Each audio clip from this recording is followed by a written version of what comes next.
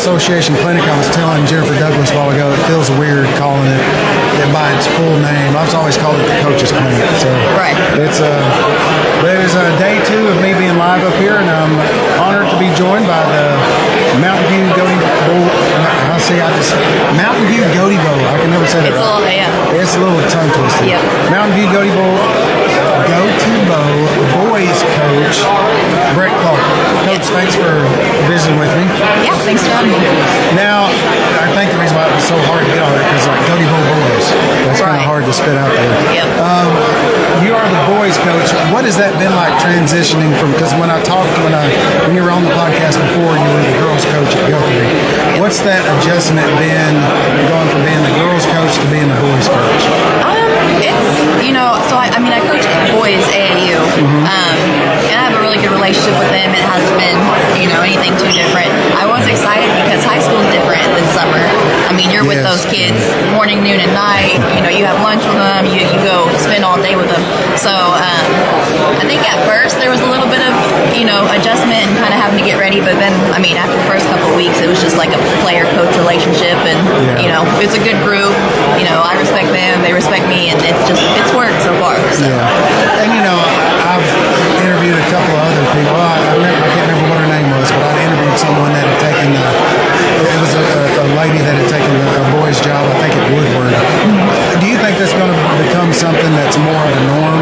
Because I've always kind of looked at it. What's the difference between a woman coaching a boys sport than it is a man coaching a woman's sport? Right. Yeah. Do you think you're going to see that kind of becoming more of a common thing? I hope so. I do. I hope it's kind of opening it up and making it not so much of a taboo. That more women coaches are coaching males. I know a lot of really, really, really good women coaches, and I know a lot of coaches that would want to coach their sons, just like men would want to coach their daughters, and to kind of give them that opportunity, and just so there's not, you just have to coach the girls or you just have to coach boys. So I'd like to see it. And I was just thinking about that. I interviewed Sherry Cole on Sunday, and I remember I was sitting straight across from her, and that was done on my end because I was like intimidated the whole time. Right. I was Sherry Cole, too, yeah. And it's like I remember thinking, there's no doubt in my mind she could coach any level, any gender. It's just, and I hope you're right. I hope that is something that's kind of becoming more of a thing of the past, kind of old Neanderthal thinking. Yes, I hope so. But now you also are cross country coach.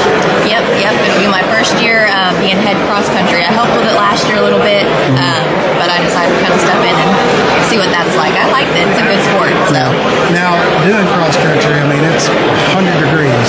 Yep. How do you handle conditioning and getting them ready for the season when they're going to be running when it's hot? How do you kind of get them acclimated to what it's going to be? Because it's cross country, isn't it? Like, what's the distances on it?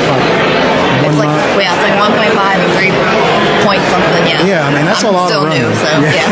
That's a lot of running for kids that might not be good runners or know how to do that. So how are you going to kind of get your guys ready to run cross country?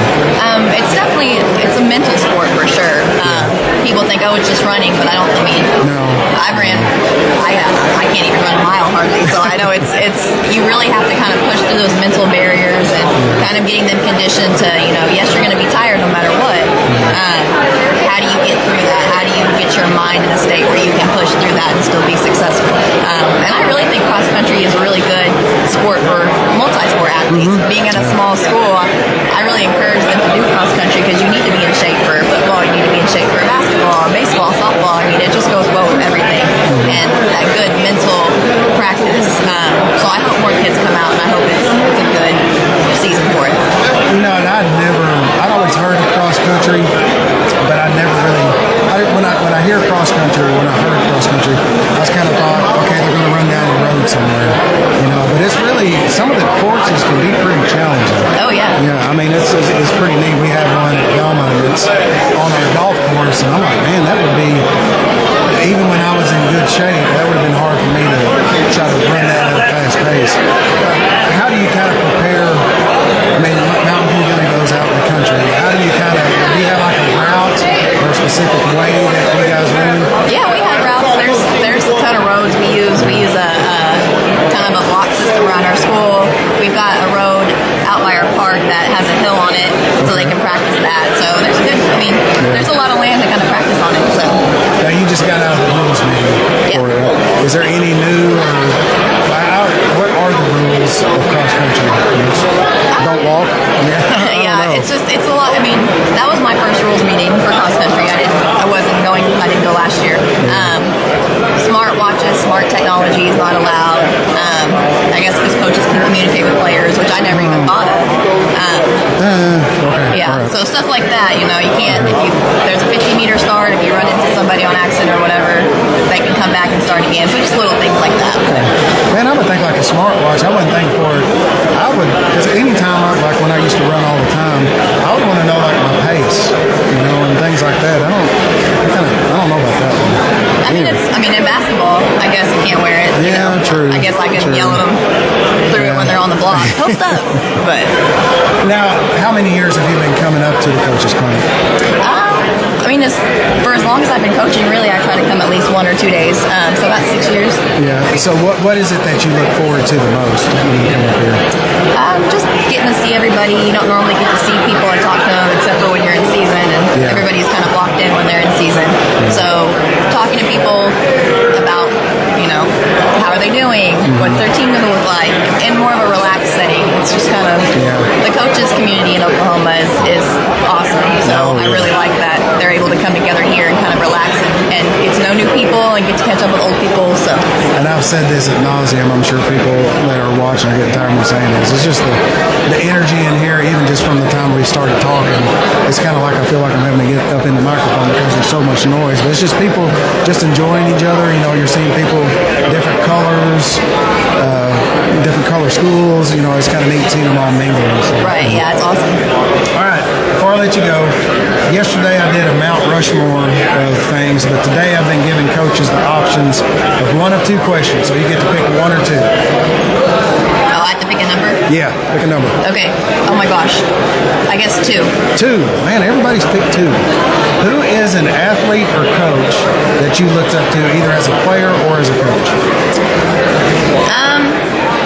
I would say, my high school coach, his name was Josh Forsythe, Dayton Forsythe's dad went to Dale, yeah. I still talk to him a lot. His son plays AAU basketball, and I see them a lot in the summer, and he's always been a big supporter of me, and, just having that person that I can ask questions to, that I know always has my back, those coaching relationships go way past graduation, so I think that's kind of a good example of that. So I would say probably him. Okay, cool deal. Well, Coach, thanks for speeding over and visiting with me a little bit, and good luck to you. I guess cross-country season's first. So, so good luck cross-country season and basketball season. Thank you so much. I appreciate it. All right, guys, got one more left today. Breck Jones is coming up at 2:30. See you then.